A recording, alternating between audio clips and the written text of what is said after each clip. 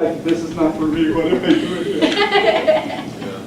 I subbed for a year and a half before I got hired. My first assignment, first thing I did, Subfinder said it was a 4th grade reading class, so okay. It turned out to be a kindergarten class.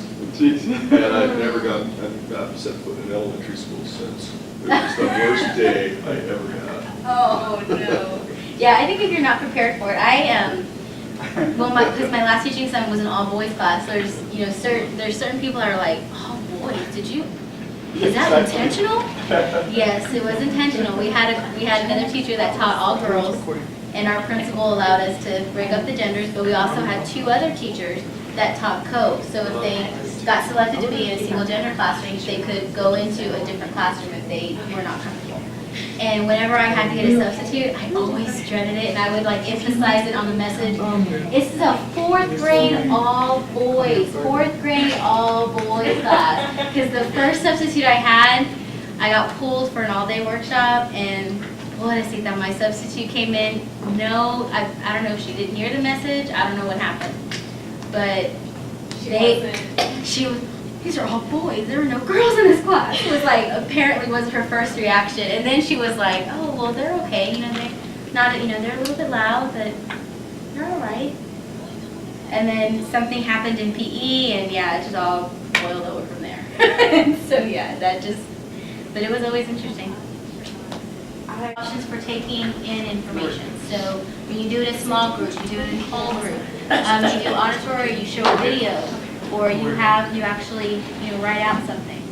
The process for making sense of the idea, how the student makes sense of the idea, do you give them an option for doing that?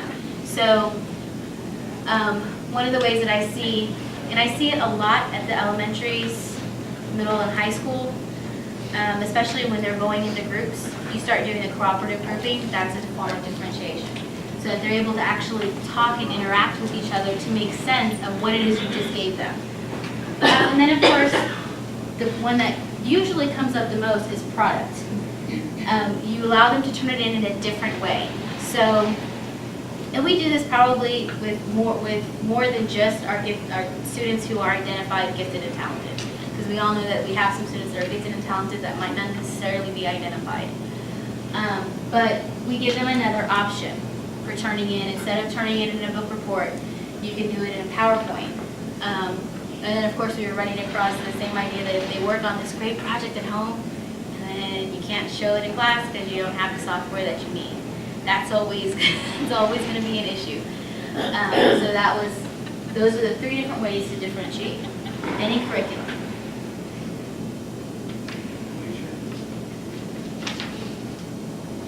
And this just goes more specifically into ways that you can do that, which is what we just did. So you do, so for like the first one, Moodle is actually a really good way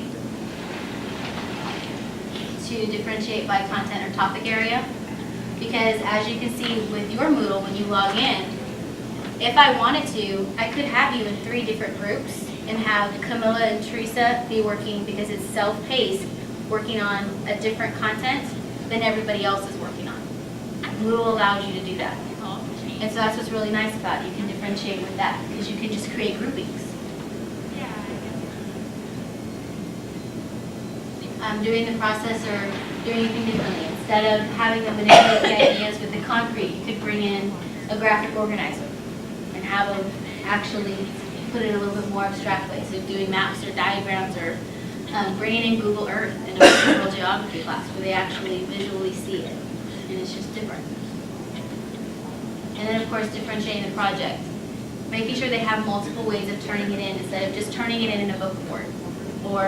And I always see this at the GT showcase, and I'm sure every district has GT showcases, but I know in our GT showcase, I walk in and I can almost bet 90% of the time, I don't see a whole lot of differentiation.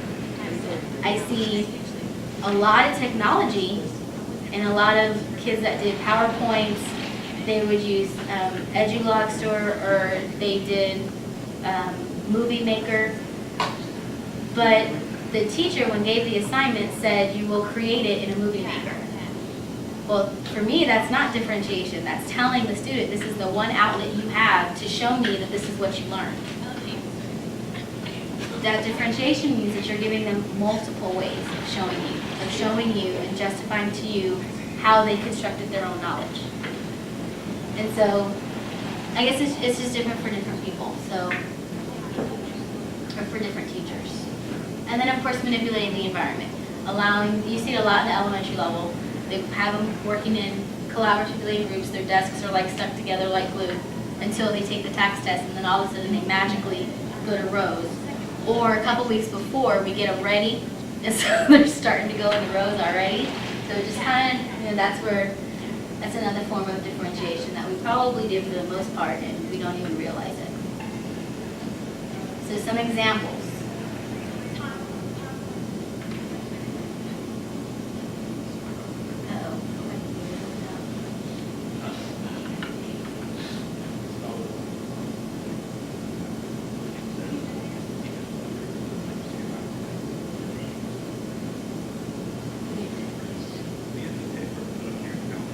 Okay, so the first couple are some actual schools that I found that do project-based learning. If you've never seen project-based learning, it looks totally different from a traditional classroom because it almost looks like the kids are role-playing, and they're role-playing, but they're learning whatever it is that they're role-playing about. So they have to go through kind of these different things to do that. So let's watch this first one. This first one's a little bit long. I won't do the whole thing, but I'll show the majority of it.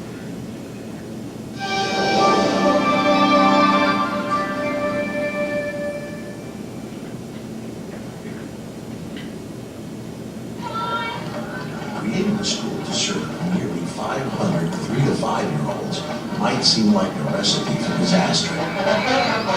Some days are chaotic here, like when the Auburn University Pep Squad shows up. When that tornado touches down nearby. Boys and girls, please move into your bedroom locations at this time. We will come around and check on everyone. But on a typical day, the students and staff at Alabama's Auburn Early Education Center are busily engaged in learning adventures, like sailing a cardboard cruise ship to Africa. Okay, Jordan and Dylan are going to pass your life vest out to you. Or flying a plastic plane to Brazil. You go ahead and give Ari your boarding pass. For them, the lifelong learning exploration can't begin too soon. Just about everything that goes on here involves long-term projects that students undertake as a class. Do you know where that is, what it's called? South America, Brazil. It is Brazil. And this is the place that you were studying about. That is a big place. The theme for each project evolves out of the natural curiosity of the kids. Here is some information about the camel, and it says Once the students decide on a theme, teachers guide them to resources in books and on the internet to help focus their efforts.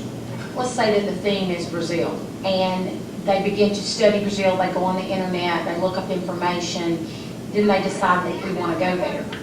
And the teachers pose to them, well, how can we get there?